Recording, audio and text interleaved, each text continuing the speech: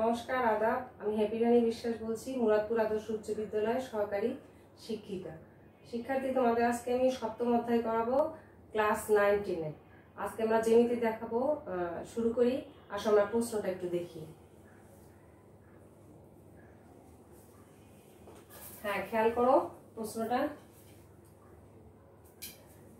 সপ্তম অধ্যায়ের এক্সারসাইজ 7.2। একটি সমকোণী ত্রিভুজের অতিভুজ 5 সেমি ও এক বাহুর দৈর্ঘ্য 4 সেমি। উপরে তথ্যের আলোকে নিচের প্রশ্নগুলো উত্তর দাও। তাহলে দেখো, ত্রিভুজটি ক নম্বরে আছে, ত্রিভুজটি অপর বাহুর দৈর্ঘ্য কত? ত্রিভুজটি অঙ্কন করো। ত্রিভুজটি পরিসীমার সমান পরিসীমা বিশিষ্ট একটি বর্গ অঙ্কন করো। তাহলে ফার্স্ট আমাদের এখানে দেখতে হবে সমকোণী ত্রিভুজ। সমকোণী ত্রিভুজ আমরা চিনব কিভাবে?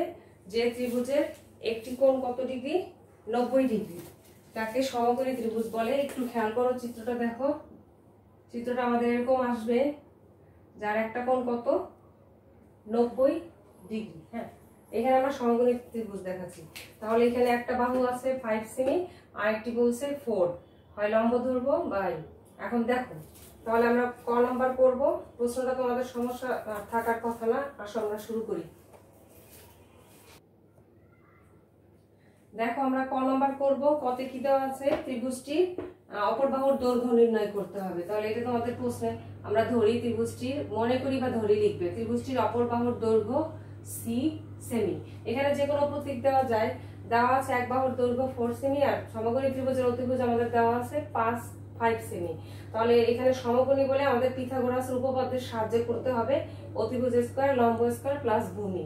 তাহলে এখানে অতিভুজের মান 5, আর লম্ব ধরলাম 4 স্কয়ার, আর সি একটা বাহু ধরলাম। তাহলে 25 বর্গ করলে 25 হয় 16, আর কত? C square. তাহলে এটা ডান দিকে বামে আসলে বিয়োগ করলে 9 হবে।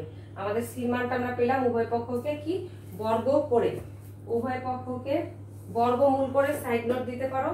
তারপরে লাস্টে লিখবা সি সমান সমান 3।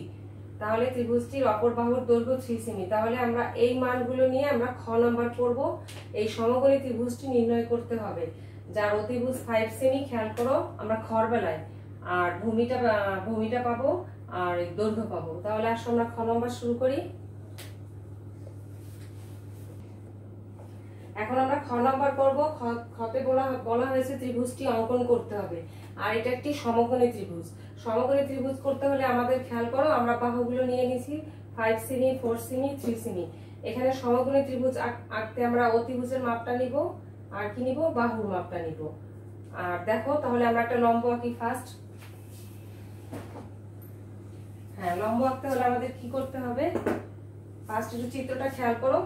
আমরা এখানে কম্পাস নিব। কম্পাসের সাহায্যে আমরা ফার্স্ট লম্ব আঁকবো।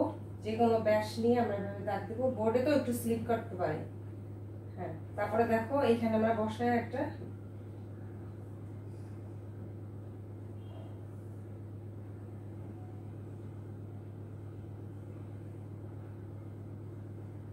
দেখো, আমাদের লম্বার কাজটা কতটুকু হলো। এখন আমরা বাকিটা করব।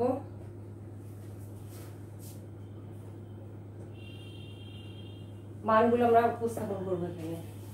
এখান থেকে আমরা ফোঁটা দিয়ে নিচে যোগ করে দেব।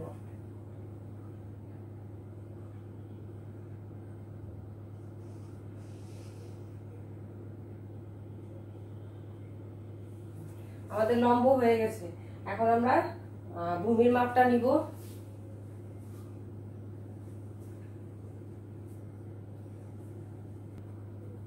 হ্যাঁ, চিত্রটা খেয়াল করো। ফার্স্ট রশ্মি টানা হলো, আর এখানে কম্পাসটা নিয়ে যে কোনো ব্যাস নিয়ে তোমরা এইভাবে একটা চাপ দিবে।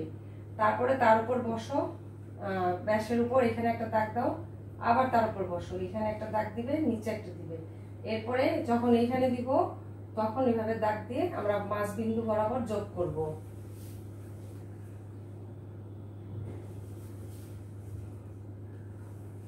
এখন দেখো, আমরা মানগুলো বসাবো।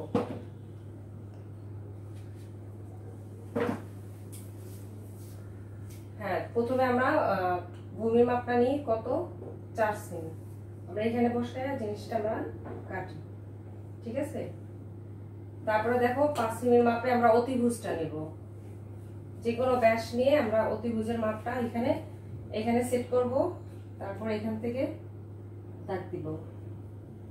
ঠিক আছে, এখন আমরা যোগ করে দেব।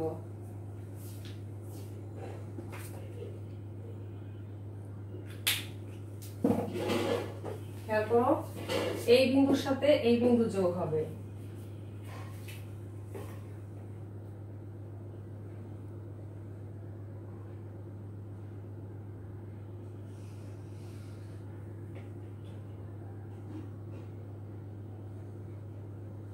হ্যাঁ, আমাদের যোগ হয়ে গেছে, সমকোণী ত্রিভুজ কমপ্লিট। তাহলে আমরা একটু বিবরণীটা পড়বো। তাহলে প্রতিটা বিন্দুর আমরা নামগুলো দেখি।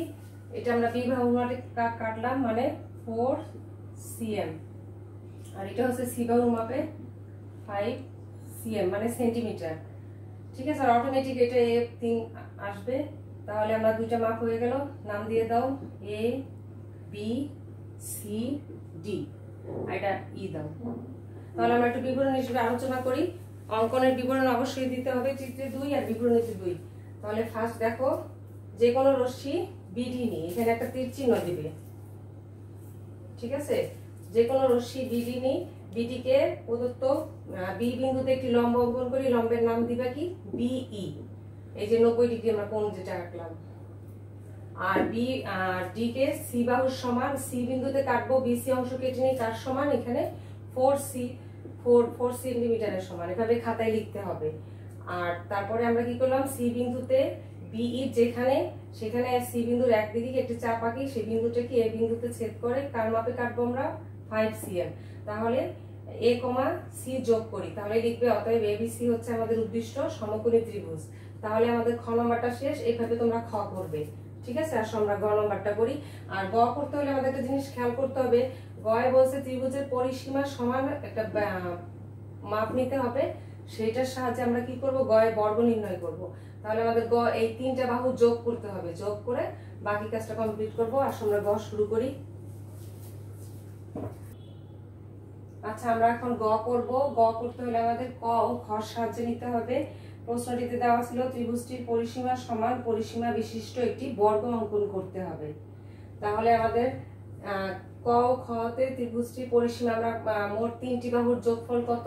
3 4 যোগ 5 12 সেমি এর সমান পরিসীমা বিশিষ্ট একটি বর্গ আঁকতে হবে বা অঙ্কন করতে হবে। আর বর্গক্ষেত্রে আমরা জানি 4টি বাহু। তাহলে একটা বের করতে হলে অবশ্যই 4 দিয়ে ভাগ করতে হবে। সেজন্য আমরা সংক্ষেপে এখানে লিখেছি বর্গক্ষেত্রে এক বাহুর দৈর্ঘ্য 12/4, মানে 12/4 ডিভাইড ইকুয়াল কত? 3 সেমি। তাহলে আমরা এখানে 3 সেমি বাহু অঙ্কন করলাম। এখন আমরা বর্গটি অঙ্কন করব। ফার্স্ট বর্গটি অঙ্কন করতে হলে আমাদের লম্ব অঙ্কন করতে হবে। তাহলে আমরা যে কোনো একটা রশ্মি নেই। খেয়াল করো,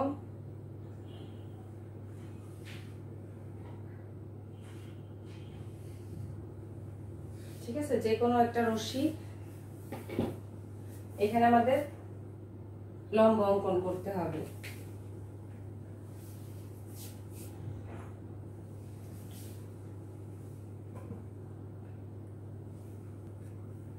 এ বাহু, আর এখন আমরা একটা রশ্মি নিলাম। এখন আমরা লম্ব অঙ্কন করব।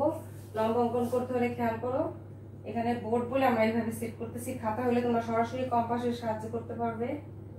আমরা এইভাবে একটা লম্ব অঙ্কন করব। ঠিক আছে, তারপরে এরপর বসো, দেখো, তারপরে আবার এইভাবে সেই আগে যেভাবে একটু আগে দেখালাম সেই নিয়মটাই। তারপরে খেয়াল করো, ফার্স্ট এখানে বসে যে কোনো ব্যাস দিয়ে আমরা বৃত্ত অঙ্কন করব।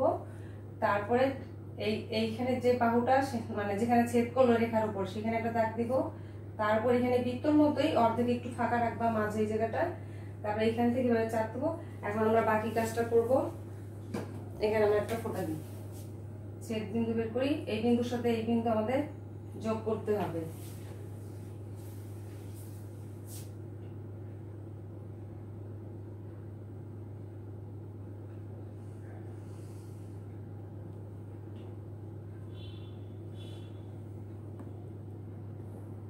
হ্যাঁ, আমাদের বিন্দু পেয়ে গেলাম। আমরা নাম দিয়ে দিই, এটার নাম বি দিই, ই দিই, আর এটা আমরা এফ দিলাম। একেবারে সোজা চিত্র একটা খেয়াল করলেই পারবে। এখন খেয়াল করো, আমরা এই যে আগের যে বাহুটা 3 সেমি, 3 সেমির মাপে আমরা এখানে কাটবো। বি বিন্দুর উপর বসাও, বি থেকে এখানে একটা কাটো, ঠিক আছে। তারপরে একই মাপ নিবে, সেই বিন্দুটা এই যে বি এখানে বসাবে কম্পাসটা, আবার এই রেখার উপর বসবে, একই দিকে দুইটি বিদ্যুৎ চাপ হবে, এখানে বসো। এখন আমরা বিন্দুগুলো যোগ করব।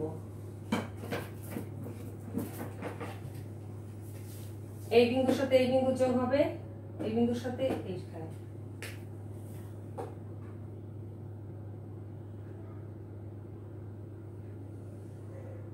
একটা শেষ, এখন আরেকটা যোগ করার আগে পেন্সিলটি ভাবে সোজা ধরবে।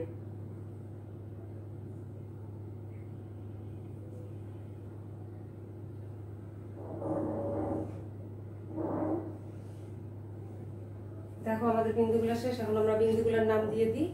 এটা বি দিলাম, সি দিলাম, এ দিলাম, ডি দিলাম।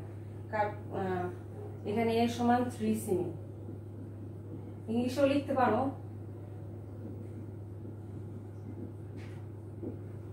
এ সমান 3 সেমি।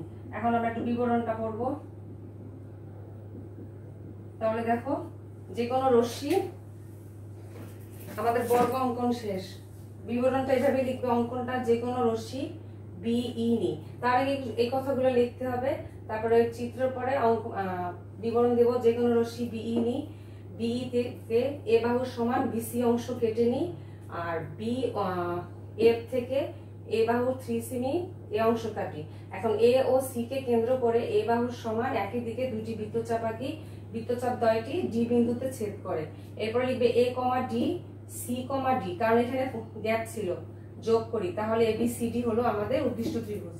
এভাবে তোমরা বইয়ের বাকি জ্যামিতিগুলো করবে, আর বইয়ের অনুশীলনীগুলোও দেখবে যে একই নিয়ম, এই নিয়মগুলো করতে হবে। তোমাদের 17 নম্বর দেখালাম, তোমরা 18, 19 করবে, উদাহরণগুলো দেখবে, মোটামুটি মিল আছে একই রকম, তাহলে পারবে। একটু বাড়ির কাজ দেই। দেখো বাড়ির কাজটা তোমরা এই অনুশীলনী 17 দেখালাম, 18, 19 করবা। 18, 17 এটা একটা চতুর্ভুজ নিয়ে, এটা হচ্ছে ট্রাপিজিয়াম, আর দুইটি কর্ণের বাহু আছে। এগুলো মোটামুটি বইয়ে উদাহরণে একটু একটু দেওয়া আছে, মিল আছে, তোমরা চেষ্টা করলে পারবে। আর বাসায় অবশ্যই প্র্যাকটিস করবে। আজকে এই পর্যন্তই। Thank you.